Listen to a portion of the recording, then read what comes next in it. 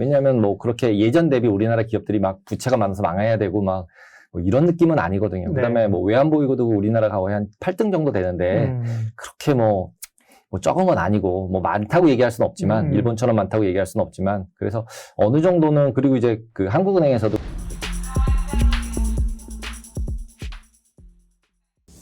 굉장히 좋은 얘기를 해주셨고요. 저희가 듣던 거와 다른 시각을 말씀해 주셔서 너무 유익해요. 이를테면 금리가 앞으로 어디까지 소위 뭐 이번에 올라갈 수 있는 수준이 그럼 터미널 레이트라고 어디까지 가느냐 뭐 그거는 물가에 달렸다. 일반적인 시각은요, 그죠? 물가가 오르니까 그 로직으로 우리가 보고 있는 거거든요. 그래서 내년에 뭐 5% 간다는 얘기 나오는 건데 지금 말씀하신 건 시각이 좀 달리 말씀해 주셨는데 굉장히 좋아요. 그러니까 금융기관이나 뭐 투자기관들이 가지고 있는 이 부채 관련된 상품이나 이런 게 금리가 더 올라가면 터지고 소위 금융위기가 올 수 있기 때문에 거기까지 못 간다는 거잖아요. 네.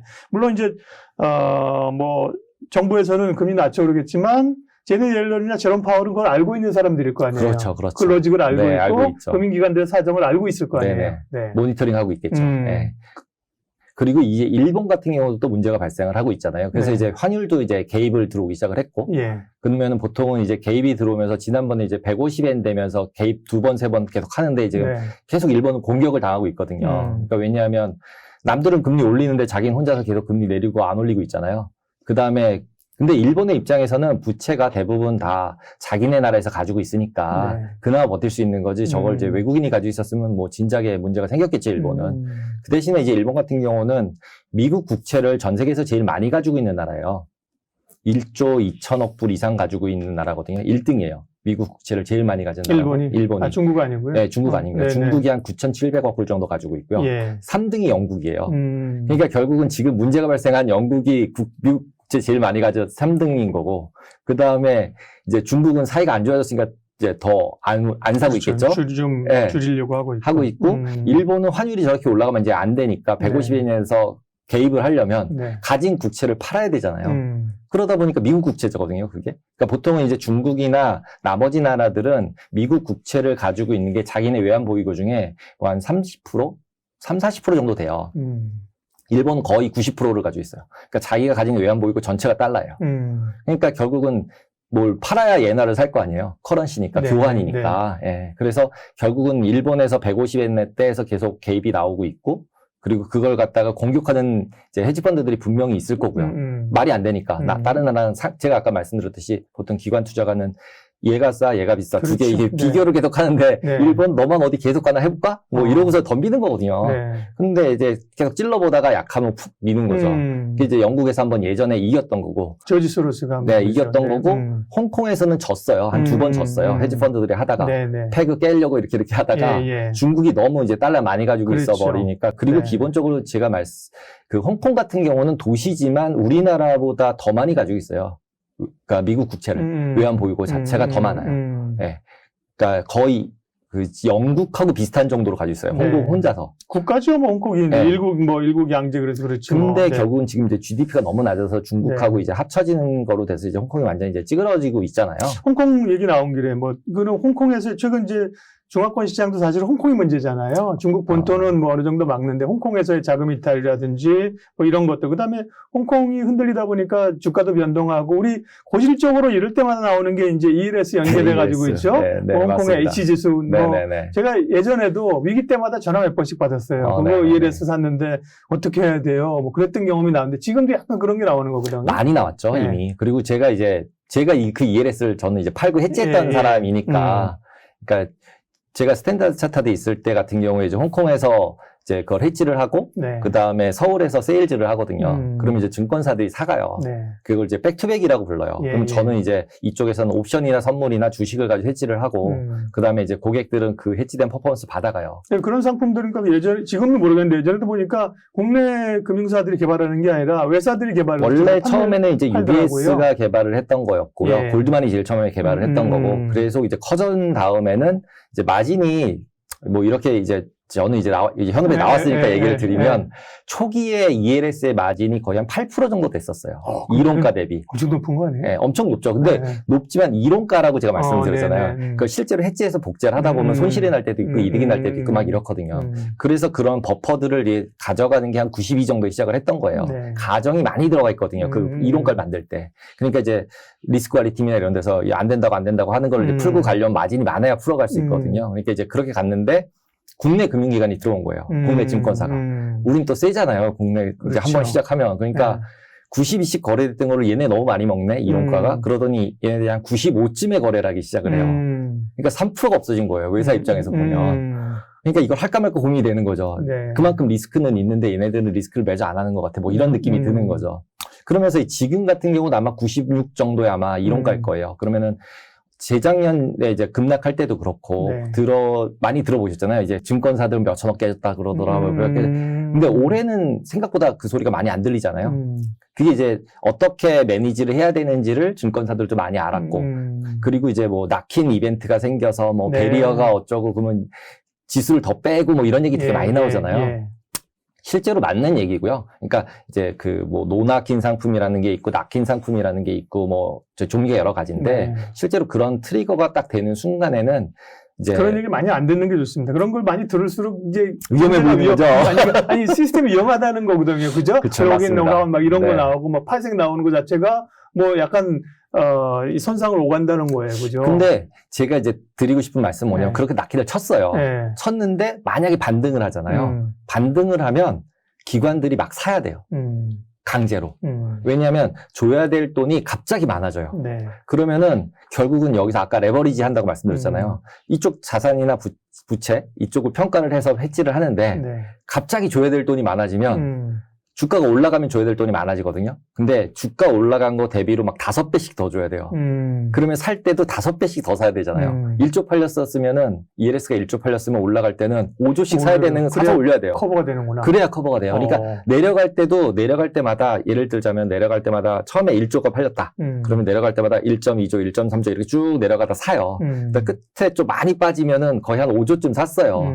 그랬는데 그 낙힌이라는 걸 탁 치면 1조 남기고 다 팔아버려요. 4조를 팔아야 되는 거예요. 예를 들면. 근데 대신에 다시 올라가면 다시 사야 돼요. 그러면은 결국은 올라갈 때도 스피드업이 될 수 있는 거예요. H지수 같은 경우는. 네.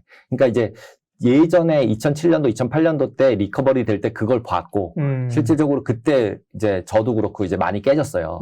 줄 돈을 다 못 사겠잖아요. 그러니까 근데 투자자 입장에서는 뭐 주식 같은 경우는 그렇게 어쨌든 버티면 되는데 전략상 이런 거는 뭐 상품이 그냥 일정 수준에 도달을 해버리면 그냥 청산이라 그러나요? 네. 그렇게 그냥. 그러니까 청산이라기보다는 이벤트가 발생을 하고, 그 다음에 시가평가라는 걸 해서 계속 주고 있어요. 체크를 안 해보셔서 그렇지. 그러니까. 증권사 이제 자기 사이트에 들어가 보시면, ELS 가격이 이제 주가 빠지면 변하고, 빠지면 내려가고, 오르면 이익이 나는 평가가 계속 되고 있을 때, 어떻게 보면은 ELS도 어느 레벨 이상 빠지면 로스컷 주식처럼 로스컷을 하는 게 맞을 수도 있어요.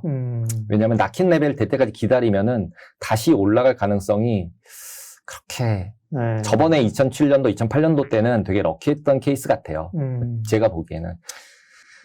얘기 들을 게 너무 많고, 이걸 좀 가다 보니까 뭐, 저도 오락가락하면 이제 들으신 분들도 잘 이해가 안 되실 가능성이 높습니다. 맞습니다. 그래서요. 맞습니다. 홍콩, 얘기 좀 했고, 달러 얘기는 좀 하고 가야 될 것 같은데요. 달러가 이제 워낙 강세 기조로 가는 게, 글로벌 금융시장에 영향이 많아서요. 달러는 언제까지 이렇게 강세로 가는 거예요? 그러니까 저는 이머징 마켓 커런시들, 그러니까 우리나라 원달러 같은 경우는 제가 그냥 얘기할 때는 1,450원 넘어가면은 팔아도 되는 거 아니냐. 그러니까 달러를.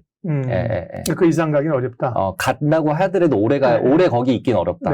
갈지안 잘 모르겠지만. 대략 이번에 레벨도 한 그 정도 아니에요? 1,440원 레벨이었을 거예요. 그래서 전 1,450원 되면 해야지 그랬는데 거기까지 안 가고 가가지고 이대로 그냥 가나? 뭐 이러고 있는데. 역시 내가 원했던 레벨까지는 안 가고 가나? 뭐 이러고 있는데. 제가 볼 때는 1,500원 이상도 이제 뭐 이벤트가 발생을 하면 분명히 갈 수는 있는 것 같아요. 하지만 그 기간이 오래 있지 않다. 오래 있지 않을 것이다. 일시적일 것이다. 왜냐하면 뭐 그렇게 예전 대비 우리나라 기업들이 막 부채가 많아서 망해야 되고 막 뭐 이런 느낌은 아니거든요. 그다음에 뭐 외환보유고도 우리나라가 거의 한 8등 정도 되는데 그렇게 뭐 뭐 적은 건 아니고 뭐 많다고 얘기할 수는 없지만 일본처럼 많다고 얘기할 수는 없지만 그래서 어느 정도는 그리고 이제 그 한국은행에서도 금리 올리는 부분들도 선제적으로 먼저 올렸잖아요, 우리나라가. 그러니까 이제 그런 부분에서도 어느 정도 대응을 잘 한 거 아닌가? 이런 느낌이 좀 있어서 그렇게 금융기관들이 문제가 되거나 요즘 이제 뭐 크레딧 이벤트들 계속 나오잖아요, 레고 사태 이후로.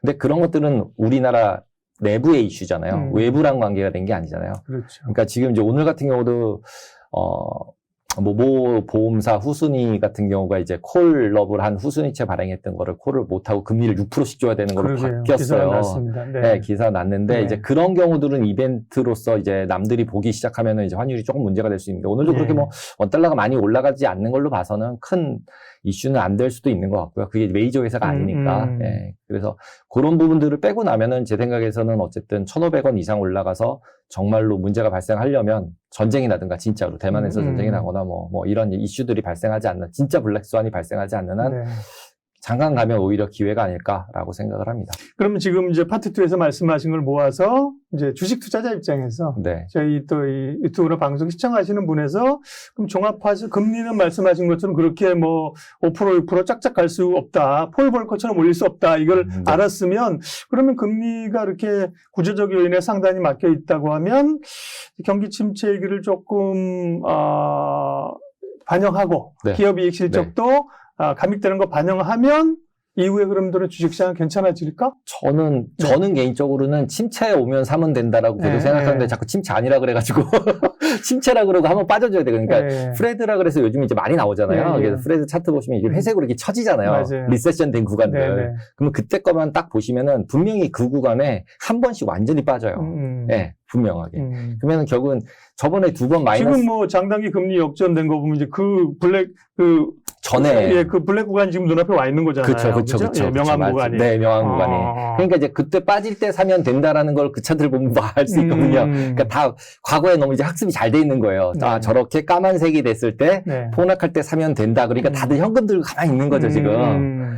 그러니까 이제 이거를 어떻게 봐야 될까 이후에 과거에는 어떻게 생각하면 이렇게까지 모든 정보가 오픈되지 않았던 시대잖아요. 근데 지금은 어떻게 보면은 선제적으로 사람들이 생각할 수도 있는 상황이 된 거라는 거죠. 그러니까 과거와 자꾸 비교하면서 뭔가를 이제 과거와 이게 똑같이 될 거다라고 이제 사람들이 많이 생각을 하는데 그러니까 저는 그 부분도 약간 좀 방송에서는 다들 그렇게 얘기를 하고 계시지만 솔직히 뭐 50년 동안에 한 8번 있었던 일 중에서 4번은 이랬고 5번, 8번은 이래서 그게 확률상 올라갈 확률이 높은 거다 이렇게 얘기를 하시는데 50년 중에 18번이면 10년에 한 번 있는 일인데 그게 확률을 보통 얘기하려면 아무리 못해도 뭐 1000번이든 10,000번이든 그렇죠. 이제 모수가 좀 많아야지 의미가 좀 있잖아요. 8번 중에 몇 번인데 그게 무슨 확률이냐는 거죠. 그러니까 이번에도 어떻게 될지는 결국 모른다는 거죠. 과거에 이랬으니 이렇게 될 거야 라고 예상하는 거는 좀 저는 그냥 방송 멘트가 아닌가 다. 그러면 결국은 어쨌든 간에 그 가능성을 우리가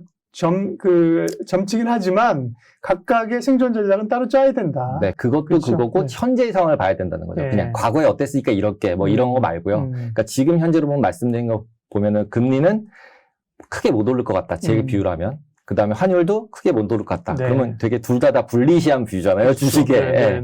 그럼 그런 상황이기 때문에 기본적으로 여기서 대부분의 사람들의 생각은 어느 정도 빠지면 침체가 나오면 사야지. 저도 그렇고요. 사야지 이렇게 생각을 하고 있기 때문에 지금 현금을 100% 가지고 있다. 저기 침체될까봐.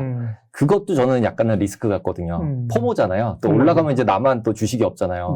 그럼 너무 슬프잖아요. 그러니까 이제 적당량의 수준을 매수해서 가지고 있고 대신에 이제 폭락할 때 이제 물타기를 할 돈이 없으면 이제 한번 폭락한 다음에 다시 올라올 때는 힘들거든요. 예. 이렇게 주식이든 뭐든 다 로그 리턴이잖아요. 예를 들어 100일 때 50 내린 다음에 원금 다시 되려면 200% 올라야 되는 거잖아요. 그렇죠. 예. 그러니까 이제는 그것들도 사람들이 많이 아는 것 같아요. 예. 그래서 무조건 한 번 정도 침체가 올지도 모른다는 거를 다 예상을 하고 있으면서 100% 주식을 다 가지고 있는다. 그건 되게 이상하잖아요. 그렇죠. 이상하죠. 그러니까 그렇다고 주식을 0으로 비우는 것도 또 좋은 전략이 아닌 거죠. 좋은 전략이 아닌 거죠. 그러니까 적당한 수준, 본인의 리스크 애퍼타이트에 맞춰서 적당한 수준만큼은 들고 혹시 올라가도 들은 걸로 먹으니까 됐어 이렇게 마음에 하고 빠지면은 내가 더 살 돈 있으니까 얼마나 더 빠지면 더 살까.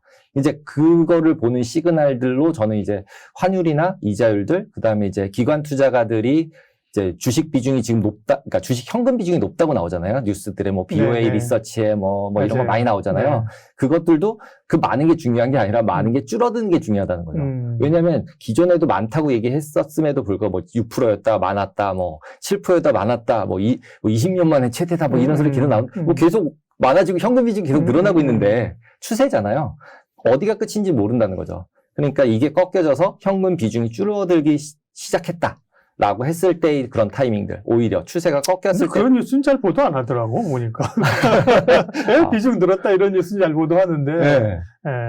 그래서 그런 것들을 다 이렇게 믹스해서 보시고, 그 다음에 그때 어느 정도는 이제 마지막에 남은 돈은 그럴 때 태우는 거 정도가 제일 좋은 전략 아닐까라고 생각을 합니다.